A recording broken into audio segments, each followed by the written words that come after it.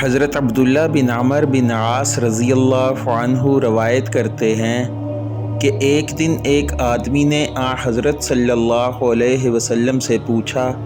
کہ کون سا اسلام بہتر ہے۔